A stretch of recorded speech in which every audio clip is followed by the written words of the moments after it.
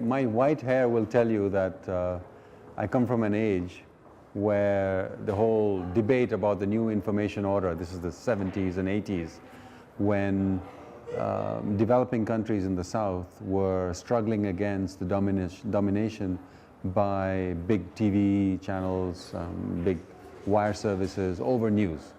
So poorer countries in the periphery got left out of the news. Or if they were included, it was always negative news about them that went out to the public. So if you were in India and you wanted to hear about a neighboring country of India, which is, let's say, Bangladesh, you would hear it from Reuters or AFP.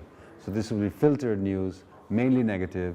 So we had very negative opinions about each other because our source of information was in the north. So there was a struggle to redress this balance. I worked for many years with a news agency called Interpress, which tried to change this balance a bit. I headed the Asian operations for Interpress. I worked with Panos Institute, which was involved in increasing the capacity of journalists in developing countries in order to tackle issues like development. But I think as pessimistic as I was in the 80s about this dominance, I'm not so pessimistic anymore, because I think what technology has done, what the internet has done, and these multiple platforms have done, is that it has completely democratized that public sphere, which means anyone can put in information into the public. Now, that being said, the problem is that the big companies are still controlled by the same corporate interests. Yahoo, Google are just internet versions of General Motors and General Electric and all the big conglomerates that control media in the old days. In fact, these guys are even richer. You know, I mean, they're just huge companies in terms of profitability. So the corporate control of media is still there, and the content of what goes out in this media is still very trivial. It is, it's not the deep information. It has been democratized, but it's very shallow information. I mean, what can you say in 140 characters on a tweet, right? How can you explain the complexity of the problems we face in the environment, whatever, in 140 characters? So there's a certain shallowness to it.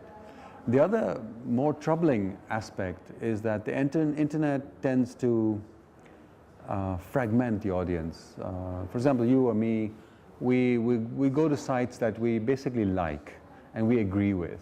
Or you can customize your news feed so that you only get news about certain subjects or countries that you like to hear about. So everything else falls into the penumbra of your disinterest, which means that the internet, despite the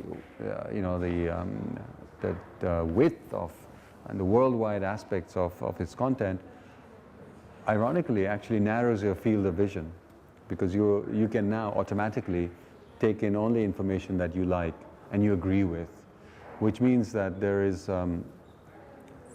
cyber ghettos of ideology even. So right-wingers will go to increasingly extreme right-wing sites, and left-wingers will go to more extreme sites.